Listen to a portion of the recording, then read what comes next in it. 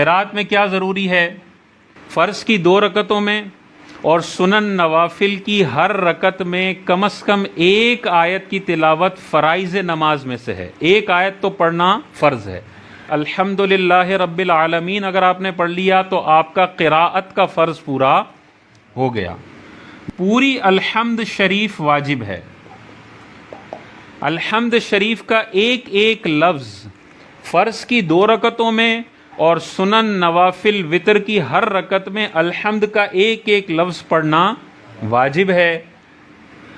اگلا واجب کیا ہے؟ الحمد کے ساتھ چھوٹی سورت ملانی ہے یا ایک بڑی آیت جو 3 چھوٹی آیتوں کے برابر ہو، یا 3 چھوٹی آیتیں پورے قرآن میں سے کہیں سے بھی پڑھ لیں گے تو یہ سورت کا واجب ادا ہو جائے گا. ٹھیک ہے، تو 1 آیت پڑھنا فرض، پوری الحمد شریف واجب، اور 1 سورت کو ملانا اس الحمد کے ساتھ یہ واجب ہے فرض کی 2 رکعتوں میں، سنن نوافل کی ہر رکعت میں.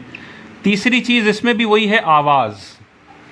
جہاں پر شریعت کہتی ہے پڑھنا فرض ہے، پڑھنا واجب ہے، پڑھنا سنت ہے، وہاں پر پڑھنے کی ڈیفینیشن تب پوری ہوگی جب انسان اتنی آواز سے کہے کہ اپنے کان سن لیں. اگر صرف دل میں پڑھ رہے ہیں تو اس کو عربی لغت میں پڑھنا نہیں بولتے. پڑھنے کا جو قرآن کا حکم ہے وہ پورا نہیں ہوگا جب تک آپ کی اتنی آواز نہ ہو کہ کان سن لیں.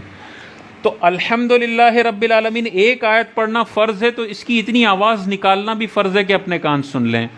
الحمد پوری واجب ہے تو اس کی اتنی آواز نکالنا بھی واجب ہے کہ اپنے کان سن لیں.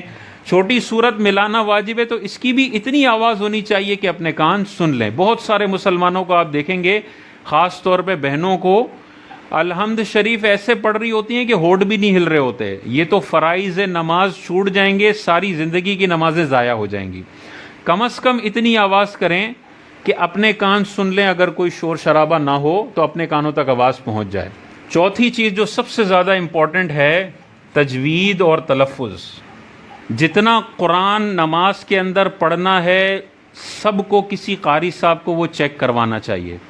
بعض اوقات ہم سنتے ہیں الامان الحفیظ، ایسی غلط طریقے سے وہ الحمد پڑھی جا رہی ہوتی ہے کہ وہ قرآن پڑھنے کا ثواب نہیں مل رہا ہوتا، قرآن غلط پڑھنے کا گناہ لکھا جا رہا ہوتا ہے. تو جتنا قرآن نماز کے اندر لازم ہے کم از کم اتنا کسی قاری صاحب کو چیک کروا دیں. پوری الحمد شریف چیک کروا دیں کیسے پڑھنی ہے، اس میں ہا کیسے نکلنا ہے، ہا کیسے نکلنا ہے، لام کیسے نکلنا ہے، قاف کیسے نکلنا ہے، اور پتلا کاف کیسے نکالنا ہے.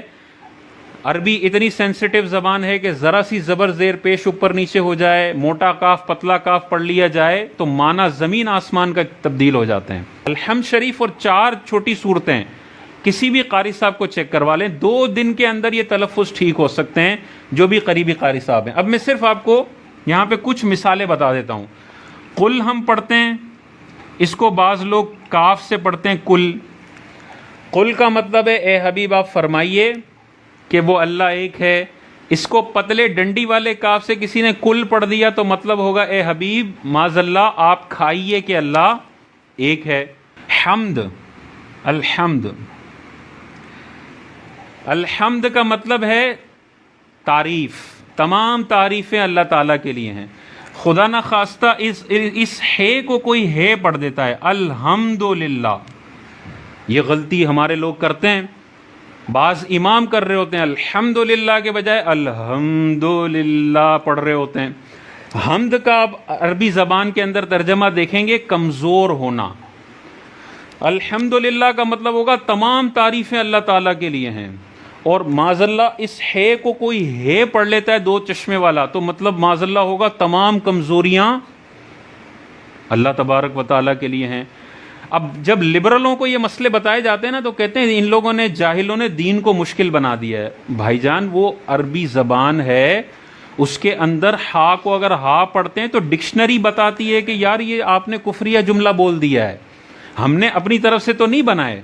ٹھیک ہے نا. انگلش کو کوئی اپنی جہالت میں ایسے طریقے سے پڑھے جس میں گالی کا مفہوم نکل رہا ہو تو ہم تھوڑی کہیں گے کہ بھائی یہ تو بیچارہ ان پڑھ ہے تو بولتا رہے گالیاں دیتا رہے. نہیں، ہمیں اس کا ٹھیک کروانا ہے. تو قرآن، باقی ہر چیز بندے کو سیکھنے کا ٹائم ہوتا ہے.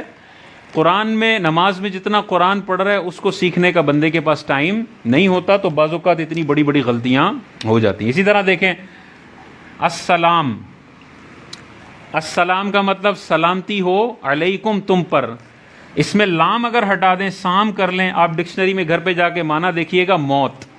السلام علیکم سلامتی ہو تم پر، السلام علیکم موت ہو تم پر۔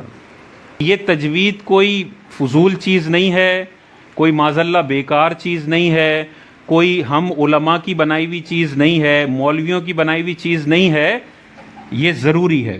تو یہ نہیں کہا جا رہا کہ آپ پورا قرآن تجوید سے لازمی ہے سیکھنا، وہ بھی سیکھنا چاہیے، لیکن کم از کم جتنا نماز کے اندر پڑھ رہے ہیں نا اس کی تجوید اور تلفظ آپ نے درست کرنا ہے۔ پانچویں اس میں چیز وہی ہے کہ نماز کے اندر الٹا قرآن پڑھنا منع ہے 2 رکعتوں کے اندر۔ پہلی 2 میں اگر آپ پڑھ رہے ہیں تو اسینڈنگ آرڈر میں قرآن پڑھیں گے، ڈسینڈنگ آرڈر میں نہیں پڑھ سکتے۔ آخر میں جو صورت آ رہی ہے وہ پہلے، اور پہلے جو صورت آ رہی ہے وہ دوسری رکعت میں نہیں پڑھ سکتے۔ عام زندگی میں بھی ایک ہی مجلس میں الٹا قرآن منع ہے، اس میں دل پلٹنے کا خطرہ ہے۔ اور آخری چیز اس میں جو آپ کو بتائی تھی کہ یہ ساری قرات کرنا امام پر لازم ہے اور تنہا نماز پڑھنے والے پر لازم ہے، مقتدی پر قرات لازم نہیں ہے۔ اب